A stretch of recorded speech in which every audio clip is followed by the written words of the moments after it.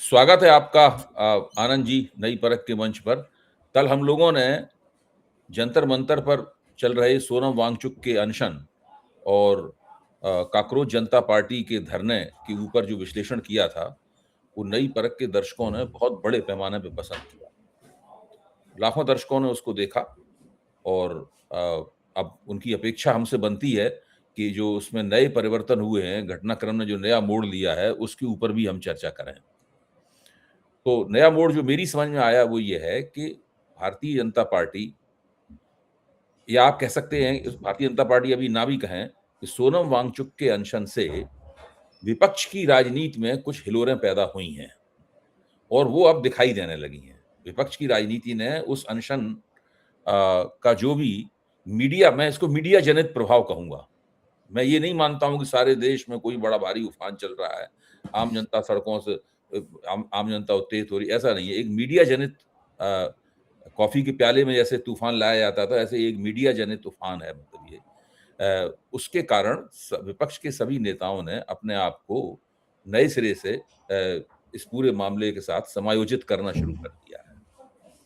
डिम्पल यादव वहां पर आ गई, विपक्ष के और नेता भी उनके साथ जुड़ने की, कुछ सेलिब्रिटीज भी उनके साथ जुड़ने की कोशिश कर रहे हैं। और अब कांग्रेस ने अपने प्रवक्ता, राष्ट्रीय प्रवक्ता पवन खेड़ा को भी वहां भेज दिया, वो भी जाके सोनम वांगचुक से मिले। केसी वेणुगोपाल ने भी कुछ पोस्ट वगैरह की है। उससे भी लगता है कि कांग्रेस को सोनम वांगचुक के मसले के साथ कांग्रेस भी चाहती है कि वो उसके दाईं तरफ दिखे, उसके बाईं तरफ ना दिखे, दाईं तरफ दिखे, बाईं तरफ ना दिखे। तो आप किस तरह से इस पूरे परिवर्तन को देखते हैं आनंद जी? देखिए अभय भाई, मुझे ऐसा लगा कि ये एक बड़ी चीज़ हो रही है, इसमें कहीं कोई दो राय नहीं है कि ईमानदारी के आमरण अनशन बहुत कम होते हैं देश में, और उसको सोनम वांगचुक कर रहे हैं, इसको अपने को एक्सेप्ट भी करना चाहिए।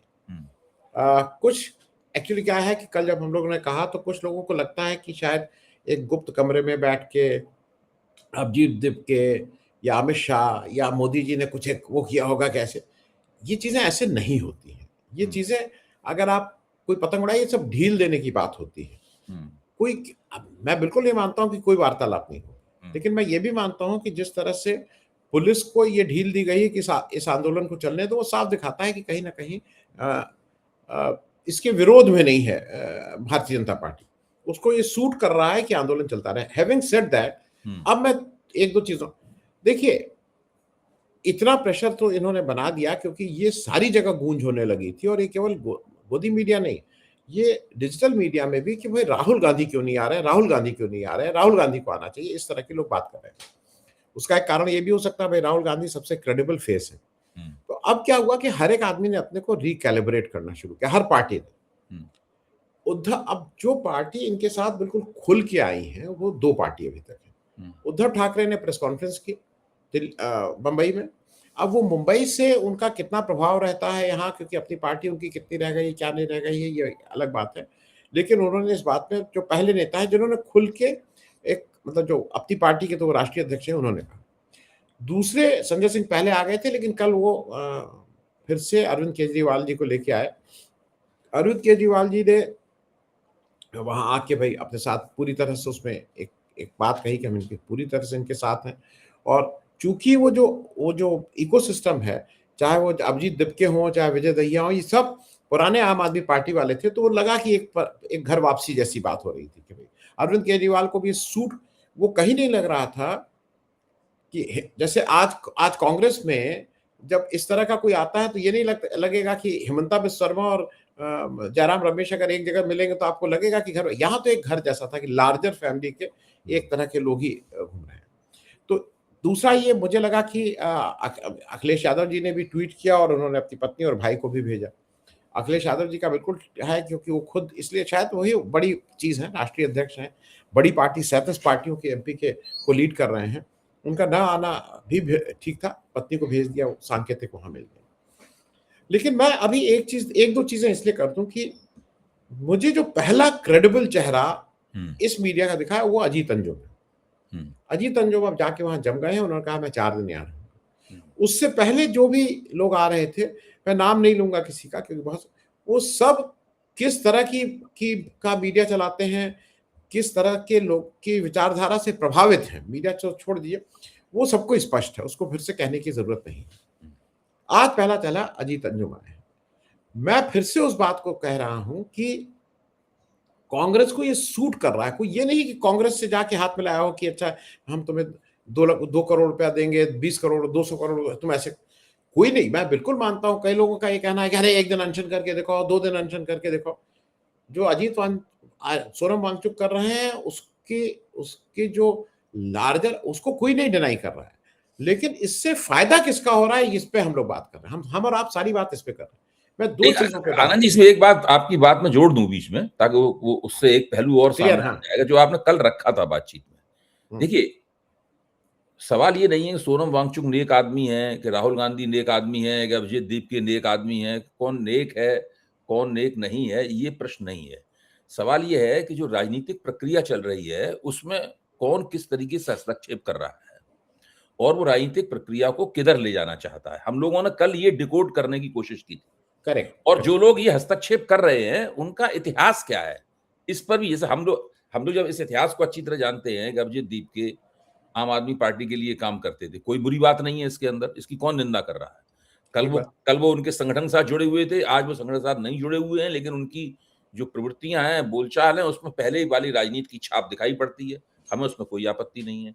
सोनम वांगचुक का चेहरा एक इस तरह से पेश किया जा रहा था जैसे कि वो फरिश्ते हैं, वो एक फरिश्ते हैं और उनके उनके अंदर से केवल एक दैवी आभा फूट रही है और वो नैतिकता के सबसे बड़े दूत हैं। इस तरीके से पूरे मामले को पेश किया जा रहा था कि उनको ये मिला है, वो मिला है, उनकी वो फिल्म बनी है वगैरह। ये सब ठीक है, लेकिन आपने कल उनके कश्मीर के सवाल के ऊपर जो बयान रखे, दो एक दूसरे को काटते हुए जो बयान रखे, मतलब जो है वो बयान कुछ और कहते हैं। वो इतिहास भी बताना लोगों को जरूरी है, वरना हम आगे चलकर, हो सकता है, हम उसी तरह पछताएंगे जैसे कि भ्रष्टाचार विरोधी आंदोलन में भाग लेने वाले कई लोग आज पछताते हैं। ये मैं कह रहा था। ठीक जोड़ा है, ठीक है, ठीक है। नहीं, मैं अब 2 चीज़ें कर दूँ। 2 चीज़ें ये कर दूँ कि इस बात को अजीत अंजुम ने बहुत ठीक से अभिजीत दिप्के के सामने रखा और उसका वो जवाब दे नहीं पाए। उन्होंने पहली चीज़ ये कही कि आप ये बार-बार कह रहे हैं राहुल गांधी को आना चाहिए, राहुल गांधी को आना चाहिए। लेकिन आपने, मुझे नहीं पता था, वो तो ढूँढ के, अजीत अंजुम की रिसर्च ज़्यादा अच्छी थी। उन्होंने राहुल गांधी को काफ़ी खराब अभद्रता किया, भद्दी चीज़ें लिखी हैं कि किसी लायक नहीं है, ये फलाना है, ये धमाका है, ये। तो उन्होंने कहा ये सब जो आपने लिखा है, तो क्या आपकी राय, नहीं, नहीं, नहीं, नहीं, उस पे उन्होंने जवाब नहीं, उन्होंने एक बार भी ये नहीं कहा कि मेरी राय अब बदल गई है भाई। उन्होंने उस पे, जब उसको ग्रिल करने लगे अजीत, तो उन्होंने कहा कि नहीं, ये ज्यादा बड़ा मसला है, वो सब है, ये ज्यादा, ये देश के सामने बहुत बड़ी बात है, ये बड़ा। उसका उन्होंने कोई संतोषजनक जवाब नहीं दिया। बाद में जब बिल्कुल घिर गए तो कहा कि किसी की भी राय बदल सकती है, लेकिन ये एक बार भी नहीं कहा कि मेरी राय उनके प्रति की। तो इन सबका बिल्कुल ठीक से घोषित तौर पे ये एंटी राहुल गांधी है, इसमें कहीं कोई दो राय नहीं।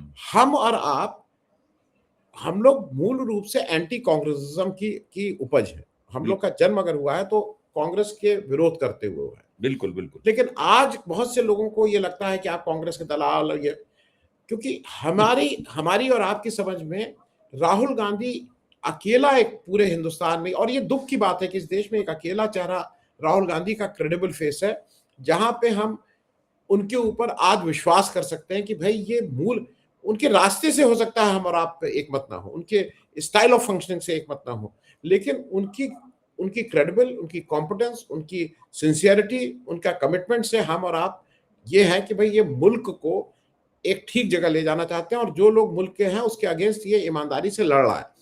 उस लड़ने के उसमें हो सकता है कि हम कहेंगे नहीं, कोटा जाने की जरूरत नहीं थी, इनको तो पहले यूपी में लगना चाहिए था, तो ये वो सब चीजें हो सकती हैं। लेकिन उनके उनके एज अ पर्सन भी, मतलब मैं आपके बिहाफ पे भी कह रहा हूं, हमें उनके ऊपर अकेला वो लगता है व्यक्ति जो यहाँ आज इससे लड़ रहा है। फिलहाल यही राजनीतिक हकीकत है देश की। देखिए, जी, फिलहाल जी। देश की राजनीतिक हकीकत यह है कि राष्ट्रीय मंच पर केवल 2 नेता खड़े हुए हैं। राष्ट्रीय मंच पे, राष्ट्रीय मंच वो होता है जहां पे व्यक्ति खड़े होकर बोले तो सारा देश उसको सुने। केवल 2 नेता हैं, एक का नाम है नरेंद्र मोदी, दूसरे का नाम है राहुल गांधी। एक है प्रधानमंत्री और दूसरा है विपक्ष का नेता। दोनों संवैधानिक स्थितियों में हैं। नरेंद्र मोदी की पिछले चुनाव में सीटें, ये हकीकत बयान कर रहा हूं, सीटें जी, कम हुई जी। थी, राहुल गांधी की सीटें दूनी हो गई थी। फिर भी वो बहुत दूर है बहुमत से, इसमें कोई शक नहीं। अब हम इस परिप्रेक्ष्य में जब राजनीति का विश्लेषण करते हैं तो लोग ये कहने लगते हैं कि अब आप उनके प्रवक्ता हो गए हैं, अब आप उनके प्यादे हो गए हैं। हम लोगों को इस प्रकार की टीका टिप्पणियों से प्रभावित नहीं होना चाहिए। और मेरे ख्याल से मीडिया में काम करते हम और आपका इतना समय गुजर चुका है, जी, इतने हम लोग जी, सीजन्ड, या मतलब मौसम की जी, मार हम पे इतनी पड़ चुकी है तरह-तरह के, कि हम जी, लोग इससे जी। प्रभावित नहीं होंगे। जी, आनंद जी। नहीं, और अगर ये प्रभावित होते तो ये करते ही नहीं शायद, क्योंकि हाँ, ये कोई ये जो आज जितने हॉस्टाइल इकोसिस्टम में काम किया जा रहा है, हाँ। वो शायद क्योंकि अपनी बात आप कहीं कहते नहीं है सार्वजनिक रूप से, इसलिए लोगों को लगता है कि हंकी डोरी है, सब बहुत अच्छा है। दूसरी बात जो वो बार-बार ये कह रहे हैं, अजीत अंजुम का कहना था कि क्या, अच्छा ये बताइए कि केवल धर्मेंद्र प्रधान का इस्तीफा देने से सारी चीज़ें ठीक हो जाएँगी? हुँ, भाई जो राहुल गांधी बात उठा रहा है वो शिक्षा की व्यवस्था की बात उठा रहा है। हुँ, ये कह रहे हैं नहीं नहीं, डर बैठेगा, अगर धर्मेंद्र प्रधान होगा तो डर बैठेगा। आपको लगता है कि धर्मेंद्र प्रधान के इस्तीफा देने से किसी को डर बैठेगा? आज डर वैसे भी है, इस्तीफा दें या ना दें, डर है।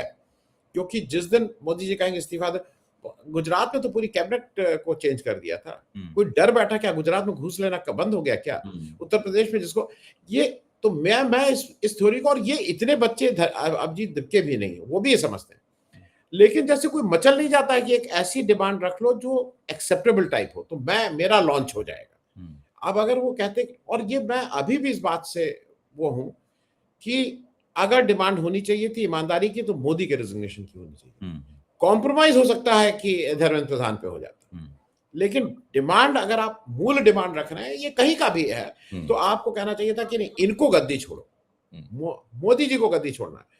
फिर आपका जब नेगोशिएशन होता है कि नहीं नहीं भाई, अब वो हड़ताल तोड़ दो, ये कर दो, वो कर दो, तो नेगोशिएशन के रूप में हो जाता है कि ठीक है, धर्मेंद्र प्रधान से इस्तीफा दिला दे रहे हैं, तुम जी, छोड़ दो।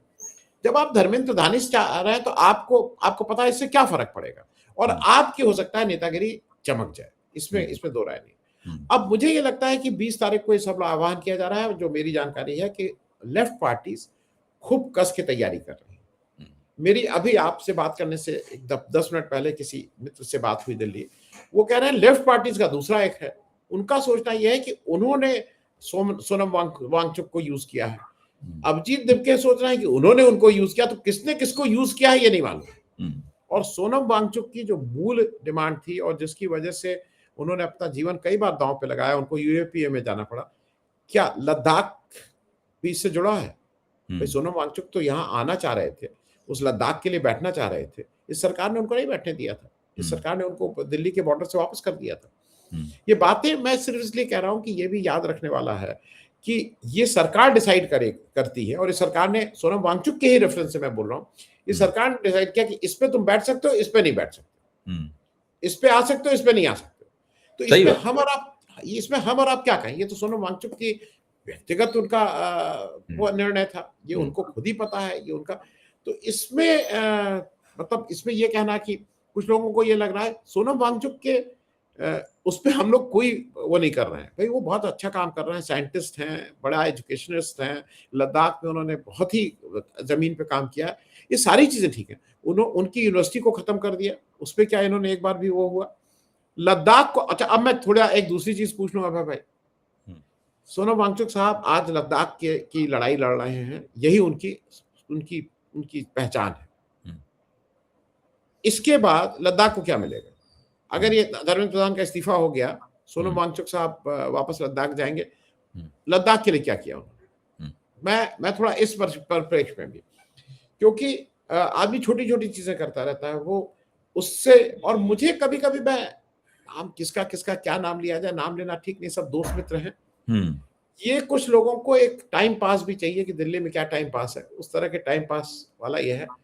अब ये भी फैक्ट है कि 2-3 दिन से वहाँ आवाजाही बढ़ गई है, भीड़ बढ़ गई है, लोग आना-जाना कर रहे हैं, क्योंकि अगर आम आदमी पार्टी अभी तक वही रूल कर रही थी, भई दिल्ली में उसने 10, 12, 15, 14, 13-14 साल रूल किया, हुँ, अभी हटी है वहाँ से। अगर वो आ रहे हैं तो इसमें इसको ये डिनाई कर, इसमें कहीं कोई दिक्कत नहीं है ये कहने में कि अब उनको ट्रैक्शन मिल रहा है। हुँ, लेकिन वो ट्रैक्शन धर्मेंद्र प्रधान के इस्तीफे तक ही रहेगा, ये दुःख की बात है। और आज भी मैंने, लोगों का कहना ये है कि 20 तारीख को अनशन तो खत्म ही हो जाएगा, धर्मेंद्र प्रधान का इस्तीफा होगा कि नहीं होगा ये देखने वाला है। नहीं, अब मैं इस तरफ, मैं फिर से, मेरी दिलचस्पी का केंद्र आपने जो कहा है वो सारी बातें मैं सहमत हूँ उनसे, मतलब ये सब परिप्रेक्ष्य लोगों के सामने आना चाहिए। अब ये दीपिका का भी आना चाहिए और सोनम वांगचुक का भी आना चाहिए, कि मुख्य तौर पर वो लद्दाख के लिए एक्टिविज्म उनका है, लेकिन ये जो एक्टिविज्म कर रहे हैं उसका उनके उस एक्टिविज्म से कोई ताल्लुक नहीं है। जो आपने बात कही ना मैं उसको और ठोस रूप से कहूंगा कि वो अब ये दो तरह का एक्टिविज्म हो गया। सोनम वांगचुक के हवाले दो तरह का एक्टिविज्म हो गया। एक एक्टिविज्म वो राष्ट्रीय स्तर का कर रहे हैं और एक एक्टिविज्म लद्दाख स्तर का कर रहे हैं। अब देखते हैं जिसकी सरकार नहीं, जिसकी सरकार जिसकी इजाजत नहीं देती, जिसकी वजह से उनको यूपी में जाना, जेल जाना पड़ा था। अच्छा, अब यहाँ पे सवाल ही उठता है कि इस घटनाक्रम के चलते विपक्ष की राजनीति में कुछ हिलोरें पैदा हुई हैं, विपक्ष की राजनीति में एक हलचल पैदा हुई है, और उस हलचल में कांग्रेस से पहले दौड़ दौड़कर दूसरे विपक्षी नेता जंतर मंतर पहुंचे। उस सारे विपक्ष, मैं मानता हूं सारे विपक्षी लोगों की एकता ही भारतीय जनता पार्टी को अपदस्थ कर सकती है। इसका नेतृत्व कांग्रेस के हाथ में होना होगा, बाकी और कोई पार्टी ऐसी स्थिति में नहीं है कि 2029 में मोदी को टक्कर दे सके। कांग्रेस के नेतृत्व में जब ये सब आएंगे तब। अभी पिछले दिनों विधानसभा में सब, चूंकि बड़े कुछ नेता हार गए, मैं नाम नहीं लूंगा, कई बार चर्चाएं उनकी हो चुकी हैं, तो उससे कांग्रेस का एक महत्व बढ़ा। राहुल गांधी ने भी अपने दबदबे के साथ अपनी बात कहा कि केवल कांग्रेस ही हरा सकती है। तो उन्होंने कहा कि भाई कांग्रेस का नेतृत्व, मतलब उसका संदेश ये था कि कांग्रेस का नेतृत्व मानिए आप। जब तक कांग्रेस का नेतृत्व नहीं मानेंगे, आपकी लोकसभा चुनाव की राजनीति नहीं हो सकती। तो विपक्ष के नेता इसमें काफी मुसमुसाए। मैं सबकी अनिवार्यता मानते हुए कह रहा हूं बात ये, अखिलेश जी की भी अनिवार्यता है, उद्धव जी की भी अनिवार्यता है, सबकी अनिवार्यता है, अरविंद जी की भी अनिवार्यता है, इसमें कोई शक ही नहीं। विपक्ष के नेता थोड़े मुसमुसाए कि भाई कांग्रेस का दबदबा तो बहुत ज्यादा बढ़ गया, क्योंकि हम लोगों की हैसियत बीजेपी ने घटा दी, चुनाव में हम कुछ नहीं कर पाए उसके सामने, हम जगह जगह हार गए। तो अब राहुल गांधी का जो दबदबा बढ़ा है, मुझे लगता है, मेरा पहली नजर में मुझे लगता है ये है कि इस अनशन के जरिए विपक्षी नेता कांग्रेस के मुकाबले अपनी एक स्वतंत्र पहलकदमी दिखाने की कोशिश कर रहे हैं। कांग्रेस ने इसको भांपा, थोड़ी देर से भांपा, उसके बाद कांग्रेस भी इसके मैदान में टूट पड़ी। राहुल गांधी आए ना आए, उनके प्रतिनिधि आ गए, इतना काफी है। और वो प्रतिनिधि उनके सार्वजनिक चेहरे भी हैं, पवन खेड़ा हैं, केसी वेणुगोपाल हैं, जो कि बहुत संगठन महासचिव हैं, महत्वपूर्ण व्यक्ति हैं कांग्रेस के अंदर। तो अब ये नहीं कहा जा सकता कि भाई कांग्रेस इससे अलग है। तो विपक्ष ने ये जो कैलिब्रेट किया है, इसके पीछे हर पार्टी के अलग अलग इरादे हैं। मैंने जो इरादा आपके सामने रखा है, आपका उसके ऊपर क्या कहना है? नहीं, मैं बिल्कुल स्पष्ट हूं। देखिए, जो पार्टीज आई हैं, सबसे पहले आने वाली जो नेता थी इंडिविजुअली, वो महुआ मोइत्रा थी, मतलब जो क्रेडिबल चेहरा जिसकी बात कर रहे हैं। लेकिन एआईटीसी अभी तक एज अ पार्टी नहीं आई। टीएमसी के बहुत से नेता हैं, लेकिन मतलब तृणमूल एज अ पार्टी नहीं आई है। और महुआ मोइत्रा ने कल या परसों एक ट्वीट करके फिर सोनम वांगचुक साहब से कहा है कि आप बहुत अच्छा कर रहे हैं, लेकिन जो आप राहुल गांधी को टारगेट कर रहे हो, मत करिए, ये ठीक नहीं। ये उन्होंने अपने ट्वीट में भी कहा। अब एक थोड़ा पेच इसमें हो रहा है। पेच ये हो रहा है कि जैसी चर्चा कहीं कहीं हो रही थी, अब वो कितनी चर्चा सही है या गलत है मुझे नहीं मालूम, लेकिन उत्तर प्रदेश में चर्चा थी कि दोनों लोग एक दूसरे को, जैसे कहते हैं ना, पहलवान आजमा रहे हैं।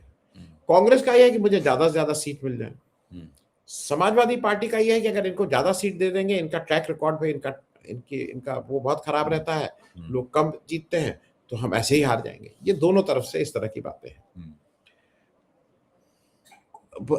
ये कहीं बात चल रही है कि समाजवादी पार्टी आम आदमी पार्टी को भी इसमें ले आएगी उत्तर प्रदेश में, जो मेरे हिसाब से बहुत मुश्किल चीज होगी, क्योंकि उसी के साथ साथ पंजाब का चुनाव भी हो रहा हो, एक साथ चुनाव, और वहां पे आम आदमी पार्टी के सामने कांग्रेस, मतलब कांग्रेस और अभी तक जो है वो कितना क्या कर पाएंगे, वो एक अलग स्थिति है, बीजेपी क्या कर लेगी। लेकिन अभी तक कंटेस्ट आम आदमी पार्टी और कांग्रेस के बीच में, किसकी बढ़त है किसकी बढ़त नहीं है, आज इस पे बात नहीं कर रहे, लेकिन कंटेस्ट इन दोनों के बीच में। तो आम आदमी पार्टी का इसमें बिल्कुल खुल के आ जाना, अरविंद केजरीवाल साहब का खुल के आ जाना, वो कहीं ना कहीं वो इंडिया गठबंधन से अलग भी एक कुछ पक रहा है। मतलब it is something which is beyond India गठबंधन। आज ममता बनर्जी तो तब आई हैं जब वो हार चुकी थी, जब वो पार्टी बिल्कुल बिखर गई थी, तब वो आई हैं।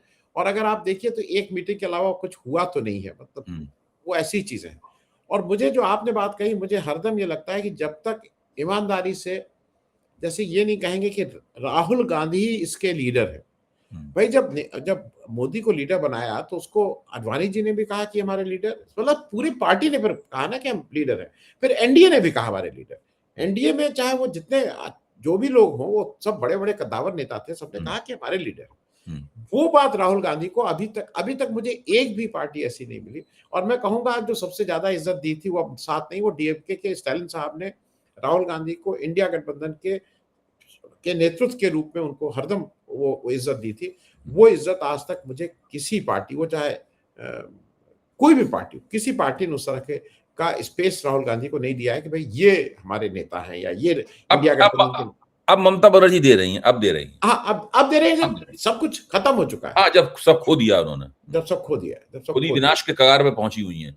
और अबे भाई एक चीज की वो एक चीज समझना जरूरी है कि कभी कभी लगता है ना मुझे, जैसे मैं देख रहा हूं, मेरी कोई बात नहीं, जो शीर्ष पे बैठा हुआ है उसको भारत दिखाई दे रहा है, हमें शायद उत्तर प्रदेश ही दिखाई देता है, या फिर मैं लखनऊ रहता हूँ, लखनऊ की सीट दिखाई देगी।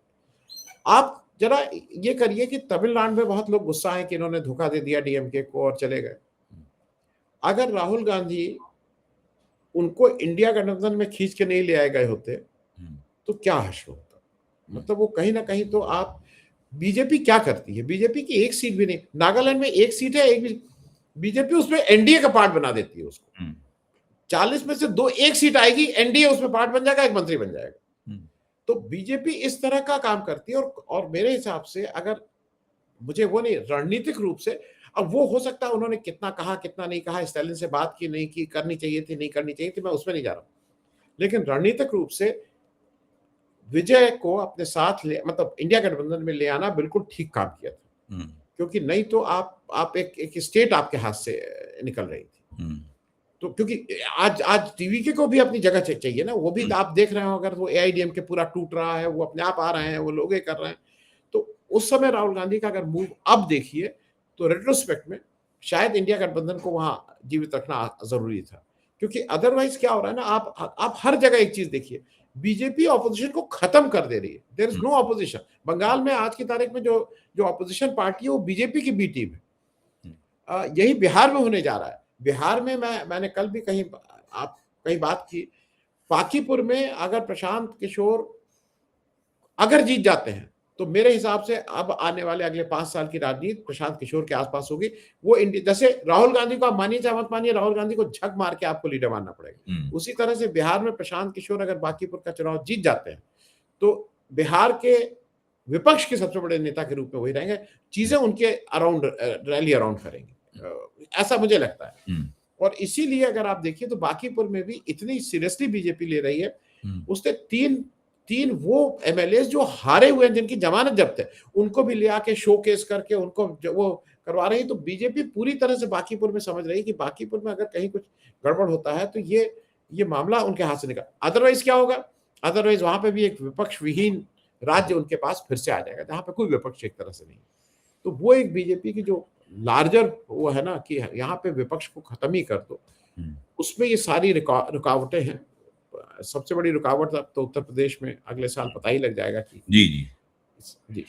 बहुत बहुत धन्यवाद आनंद जी। ये मामला जटिल है, मैं अभी भी मानता हूं कि इसकी जटिलता पूरी तरह खुलकर नहीं सामने आई है, उसकी सभी परतें नहीं खुली हैं, लेकिन धीरे धीरे करके ये परतें खुलेंगी। और जैसा कि मैंने पहले भी अभी कहा इसी कार्यक्रम में चर्चा करते हुए, मैं ऐसी किसी परिस्थिति में न फंसना चाहता हूं, और आप भी नहीं फंसना चाहते हैं ऐसी परिस्थिति में जो भ्रष्टाचार विरोधी आंदोलन में हम लोगों ने जम के भाग लिया था, और बाद में आज हम लोग थोड़ा पछतावा भी हमारे अंदर है कि हम उस बात को उस वक्त नहीं समझ पाए कि उसमें ग्लानी भी है। वही पछतावा, ग्लानी भी है। हम नहीं चाहते कि आगे आने वाले वक्त में हम फिर से पछतावा करें। जिंदगी में एक पछतावा बहुत है, अब बार बार पछतावों की जरूरत नहीं है। इसीलिए हम इस तरीके से समीक्षा कर रहे हैं, इस तरीके से इस पूरे मामले को समझने की कोशिश कर रहे हैं और समझाने की कोशिश कर रहे हैं, ताकि वास्तव में जैसे जैसे ये मामला खुलेगा हम उसकी विभिन्न परतें लोगों के सामने रखेंगे। बहुत बहुत धन्यवाद आनंद जी, उम्दा चर्चा की। बहुत बहुत शुक्रिया, थैंक यू।